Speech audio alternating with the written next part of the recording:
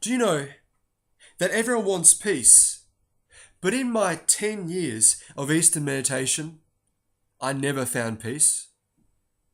10 years, right? It wasn't just a waste of time. It didn't just give me no peace, but it was more than that. Because in my final year of meditating, my 10th year of meditating, my mind started getting unclear, right? And I had this stuff start happening. Like I would get sharp needle-like, jab-like pains, right? Now these jabs would just occur at certain moments. They don't occur when I'm meditating, not when I was not meditating. I didn't know what was going on. I had no idea, right? You know, I certainly didn't think the problem was the meditations at all. No way. I had no idea, right? But when I stopped this stuff, when I stopped it, and when I said sorry to God, and when I went to the Flame Ministries Congress in 2009, I think it was, I received prayer for healing, and these needle-like jabs stopped, right? Right. And I hear all this stuff. I mean, people promote this stuff like celebrities and people promote yoga. I think to myself, maybe they should just take a step backwards and have a look at it, right? Have a look at this stuff. It's very spiritual, right? And, you know, I had this situation where I'd actually lay down and I start meditating. And I just had to stop. I had to sort of retrain myself not to automatically start meditating again, right? As soon as I went down and lay down in my bed or whatever it was, I just started meditating. I was like, oh my gosh, got to stop this, right? It was actually a training because all of this stuff's actually in the mind, right? So, you know, I was going to say, I made a decision to not meditate on anything or not take any meditation sort of technique that I wasn't completely confident in, and to this day, I'm pretty careful still. I actually still haven't found a meditation I'm actually really content with, so I don't really meditate much at all, right? But I'd like to compare that, how I was for 18 years, including 10 years of meditation, and how I actually am today, right? Because before I was a Christian, before I became a Christian, like a real Christian, right? When I was 18, right? I'd just been a theist before that. I'd been a theist. I'd done these meditations, but I thought myself, I hope there's a God. I hope there's a God, but I didn't have much faith. I probably had very little faith at all, right? But before I became the start of a Christian, hopefully in 2007, basically, I had anger problems. I get really angry. Someone would get annoyed at me, and I just like snap. I'd snap at it, right? I held grudges. I was, I think myself back then. I think myself, what a bad person, right?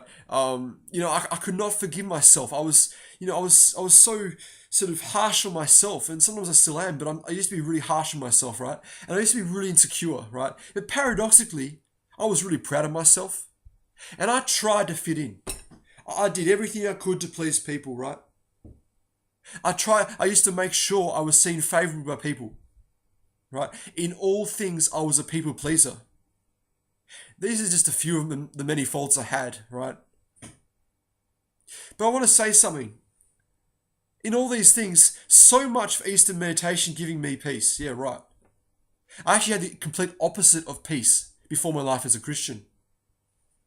In contrast, as my life as a Christian, I've had peace. I've had these moments. I've just been, oh gosh, I don't know how to explain it. But you just get overwhelmed in a good way with this, like, I don't know how to explain it, but you just feel so much peace, and it's just not this fake peace. It's not this fake peace, right? It's a real peace, right? The peace that lasts, right? Right. I've had peace with myself. I'm not perfect, right? I'm not perfect, but I can't expect to be perfect, right? Basically, I've got peace from others. If people want to do certain things, that's their free will. I'm not going to go and try and force them to do things. It's not part of that. I believe in free will, right? I've had peace in my life. My life it's been interesting in the last 10 years, right? Or however long it's been, right? But it's been interesting. But it's been good. I've had wonderful experiences, right? One of my favorite experiences is the moment when God told me, I won't say the guy's name, but I'm going to call him Bob, right? Call Bob. He's in a bad way, right? I thought to myself, how do I discern this? How do I find out whether it's actually God? I thought, well, I might give him a call. Well, I called Bob. I'm just calling him Bob. No, it's not actually his real name, right? I called Bob, and he was actually in a really bad way. He was actually in hospital. He'd fallen 5 stories, and and I never knew, but I turned to see him, and basically he had a lot of broken bones. He was in hospital, right? But you know what? Hearing that devastating news at least helped me to realize I could do something about it. So I went to go see him a few times, right? I won't say how many times, but a few times, right? And that was one of the best moments, just being able to be there for him, right? Be there for him when he was in problems, right? In agony, right? Right? And I've learned how to forgive others and be at peace with them. I say this quite often. I forgive everyone, past, present, and future, right? You know, I don't blame anyone really for anything in my life. Like, just, I don't accept some things people have done pretty bad, but you know what? God bless them, right? Peace to them, right? And I haven't been really angry like I used to be, Sorry, I haven't been really angry for many, many years. In fact, I can't even remember the last time I was angry as a Christian, right? I'm also much less sensitive. I used to get really offended by things even 4 or 5 years ago. I mean, someone say to me, and I just take it really personally, right? But now, I don't like when people insult me, but I don't take it too personally, because what does it really matter in the end? Like, I know for some people, I know I try to be sensitive. I try to be sensitive. They're how they see things, right? I try to sort of be careful what I say so I don't offend them. But I know for myself, I don't care what people think to some degree, because what does it matter, right? I believe in eternal stuff, right? Heavenly stuff, whatever you want to call it, right? Right? But even by these fruits alone, right? The fact that I'm peaceful, I'm more caring, I'm more compassionate, I'm more patient, right? Even by these sort of things alone, I can safely say that I'm a better person, right? I'm much happier, right? I get so much fullness, like fulfillment out of life. Like, we have this sort of tap at work, right? And it's just like it's like fresh water, right? It's like it's like purified water, right?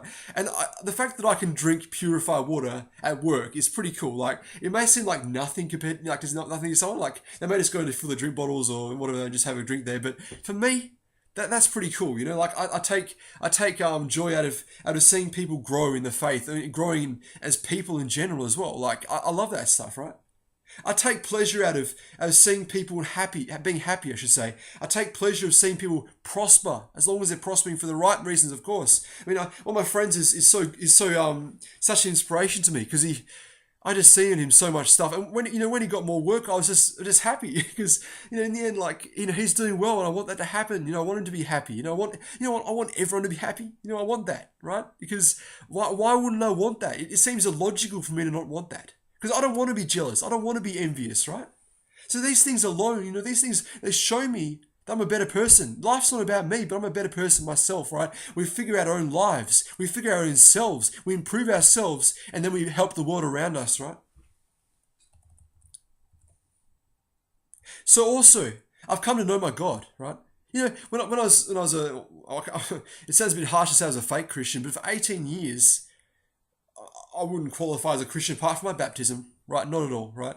But, I've got to know God, and God is love. When you get to know God, He's actually love. You understand His love, right? His love. It may not seem right at the time when I'm saying this, but I pray that you'll discover this. I pray that you'll get to know Him, right? Because He's love, right?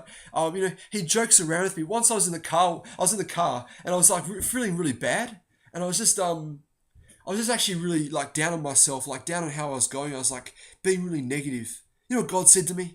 He said, "Riding with the King." And you may not understand what that means, but "Riding with the King" is a name. I think it's a name of an Eric Clapton song, or things like that, right? And when he said it was just hilarious, right? Because it shows that, hey, God can connect with us on our own level, right? He can connect with us. Like, He knows what we're like, and He wants to be a part of our lives. When He said that, I just laughed. Laughed, right? It was so funny, right? At least to me, right? And He can joke around with you. I mean, one of the biggest mistakes I made in my life was that I thought that God never had a sense of humor, right? But God is in pain. If I can say so, God is suffering. If I can say so, right? But it seems to me to be accurate that He's going through a lot of suffering, because so many people reject Him. They don't understand Him, right? So I'm not sure on the exact catechism on that, but I do believe He is suffering a lot, because I asked God how He was once. Actually, the first thing I ever asked God, and I had the first answer for God, and wasn't the answer I was hoping for, perhaps. And I'm trying to think what the word was. It was something like I said, "How are you?" to God for like a whole year, and I had never got a response, right? And in the end, he said something like this. He said, "In the midst of agony," or something like that. In the midst of agony, or I can't remember, but it was in the midst of agony. That's what I believe he said to me, and I kind of thought, "Wow, well, gosh, it blew my mind." First of all, like I think it took me like a year to get a response, and even the response I received was like, was not the one that I was perhaps wanting, but it really got to help me be more compassionate for God, right?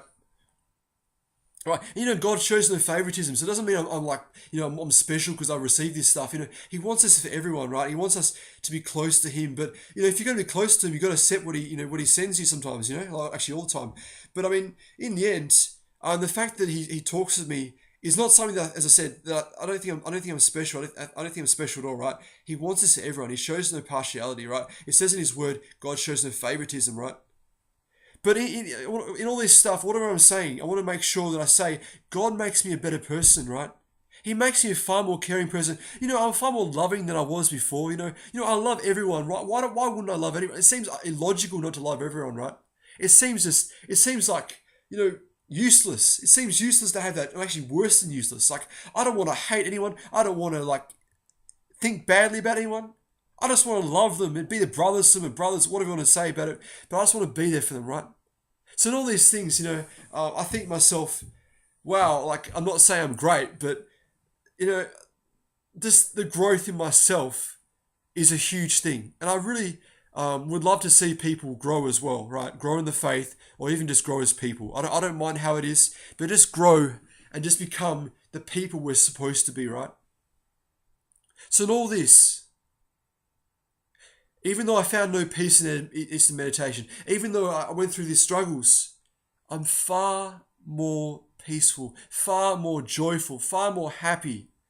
And God has made me a far better person, a servant. Thanks be to God. Thanks for watching.